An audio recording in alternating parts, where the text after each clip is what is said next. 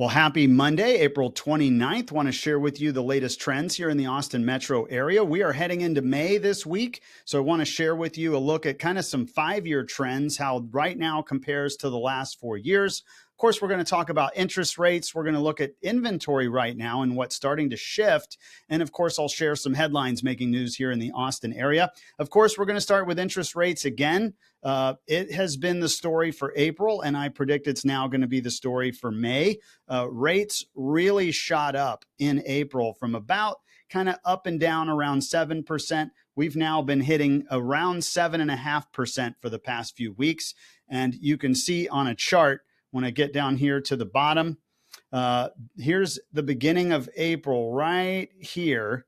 And we were spending most of the year kind of up and down right around 7. But the second we hit April, boom, they shot up by mid-April to 7.5. And now we've been trending right around 7.5 or just under for a good 2 or 3 weeks. You can feel it in the market. It is having an impact on buyers. Or, once you hit 7%, I feel like that's the brake on a car. That number typically starts to slow buyers down in demand. They either sit back and wait, or they take longer, or they go searching for some sort of a deal, because at the end of the day, no matter what, when you raise that half point, it just makes it that much harder to pay that mortgage payment. So they either have to get a better deal on the house, or they need to lower the price of the home they're looking at. And sometimes buyers don't want to do that. They were looking at $600,000 homes. They don't want to look at $550,000 homes. They still want to look at $600,000 homes. It's just harder to afford. And so right now we're feeling the supply side is still going up at a very healthy pace, which is sellers, but we're feeling the buyer activity start to trend down. So we'll talk about that in a minute, but let's see how that is impacting trends. This is going to be looking at March, so not April. We're still in April. We'll get that data next month, but this is March and looking backwards. So this is number of total sales in the Austin metro area. All these bars are the last 5 years. The orange is 2024. The light blue is 2023. And you can see we're kind of on pace with last year, still seeing the number of home sales go up, but 1,000 to 1,500 fewer home sales per month than we had during the 3 years prior, 2020 through 2022. And so that's what we're looking at with these lines, where home sales went nuts. I think we're going to see this start to taper off. So we're seeing home sales slow down as they did last year because of high rates. Sales volume has to do with total price. Here's the median sales price for the total 5-county metro area. It's starting to flatten off a little early. Typically, it should go up through early summer and then plateau off, but it's starting to slow down now. And I think, again, that has to do with pace of sales and also high interest rates. And then, of course, average sales price has to do more with volume. That is still trending up, kind of pretty close to the pace of last year. Here's total listings. This is inventory. This is sellers on the market, active inventory. We are way higher than we've been at any point in the last 4 years. This was 2020 where we started COVID and it went down, spent those years down here, rocketed up when rates went up. This was last year. We're ahead of last year by another 1,000 homes or so. So we're ahead of pace there. And then that's what's making the months of inventory go up. Months of inventory is how long would it take for the market to sell out based on the pace of buyers, and that is going up. So in other words, days on market are going to go up, and there's more sellers on the market competing for buyers right now. This is Williamson County, our northern suburbs. So again, kind of on pace with last year, but a little slower. Sales volume also dropping compared to last year, and their median sales price is going down a bit.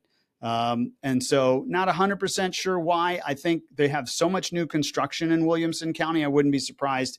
Maybe the builders are having to lower their price some, but it's taking a little longer to get things moving, and Williamson County is slowing down. Average sales price flat. So we're seeing Williamson County start to slow down. Total listings are not really that different from last year. And again, they already had a lot.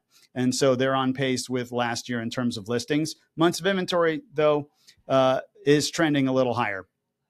This is Travis County where Austin is, but it also includes Lakeway, Lago Vista, Pflugerville, a bunch of the kind of east and west suburbs. Again, on pace, but way below number of home sales, almost 2,000 fewer, about 1,000 fewer homes than we saw in the pandemic years. Sales volume on pace with last year. Median sales price just kind of hanging in there with last year. And again, not making huge improvements there. Average sales price the same. Total listings way up.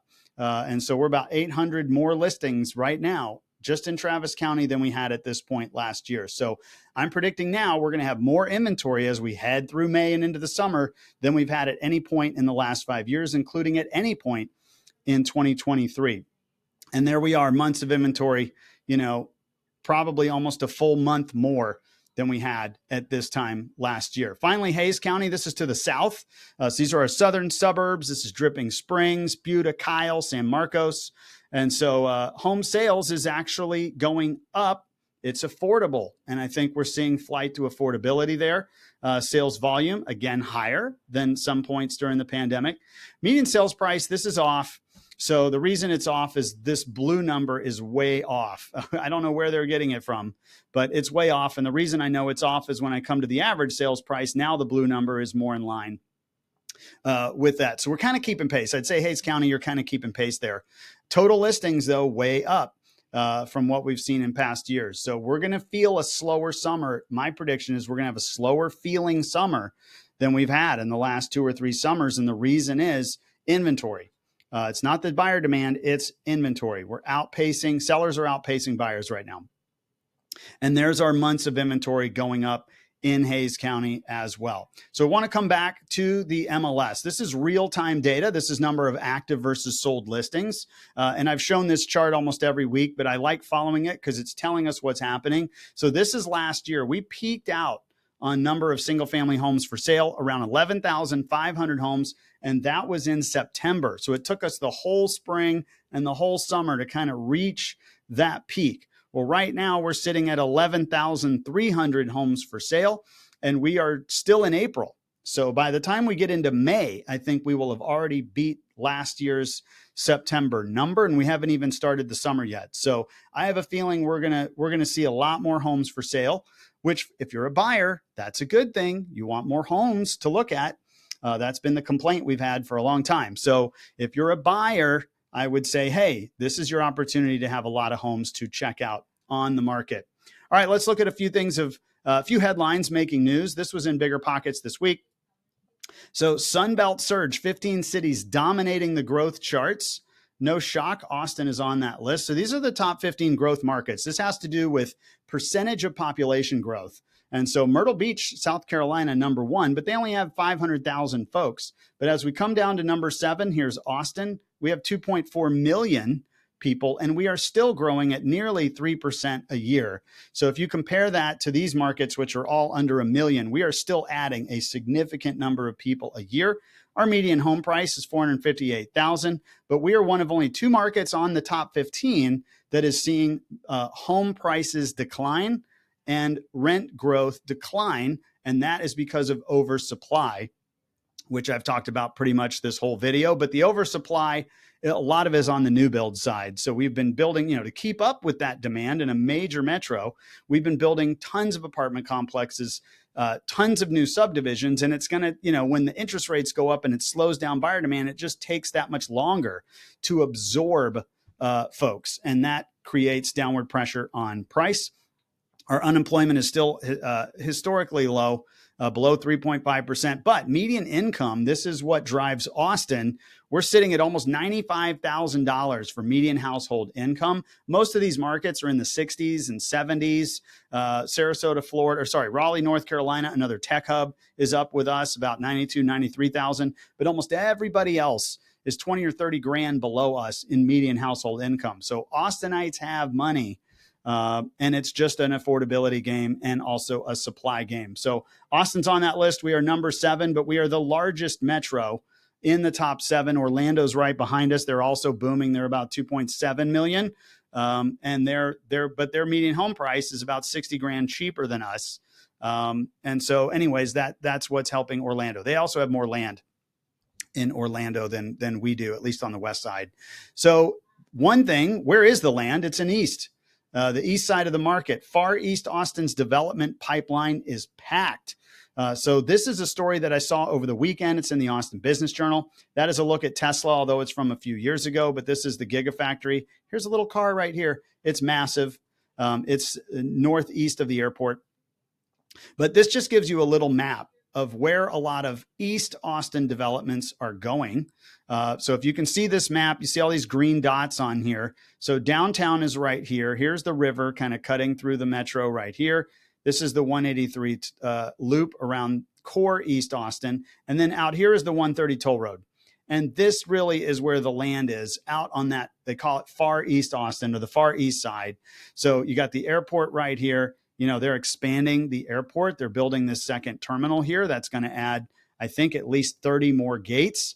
So that'll help us get more traffic. This velocity development will be huge. It's right here at the toll road and Highway 71, which heads out towards Bastrop. Finally, that's going to bring kind of a big grocer and a big shopping entertainment district out there.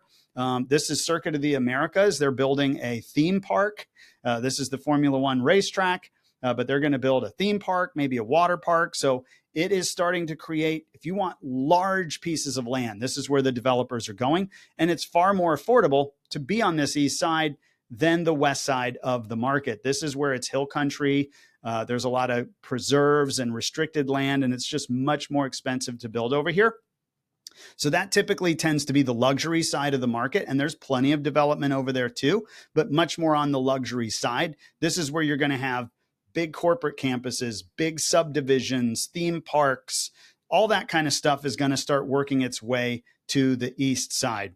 Anyways, if you are in the market right now and you're a buyer, you have to make a choice. Are you more concerned about the interest rate, or do you want to have more choice and opportunity to negotiate and maybe get a deal right now?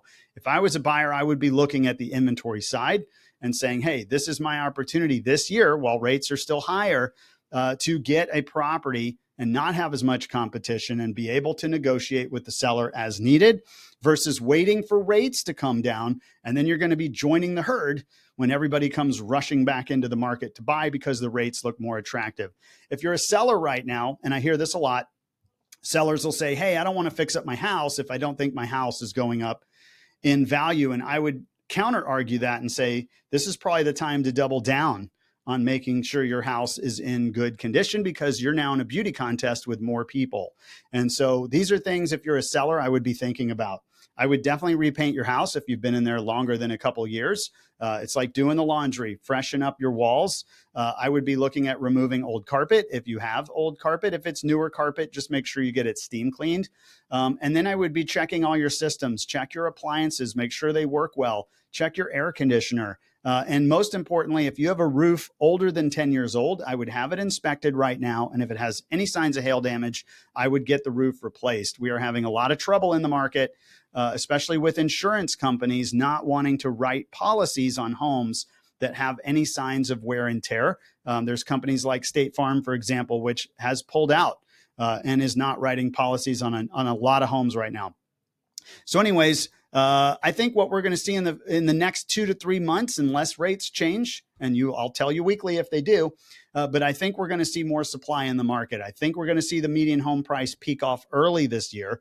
And I think we're going to see buyers get more finicky because it's very expensive to buy a home right now. And I think you're going to see buyers just be a little more selective, and that slows down sales. The blue line is sales. It's still early. We're going to see how April peaks out, but pay attention to that.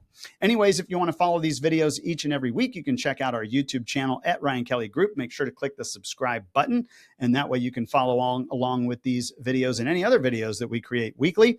And of course, if you know somebody looking to buy, sell, or invest in Austin, hey, it's still the spring market. Weather is warming up. It's going to hit 90s, I think, for the first time later this week, which I like. But anyways, would love to chat with you. Hope you guys have a great week, great start to May, and we'll talk to you next Monday. Thanks.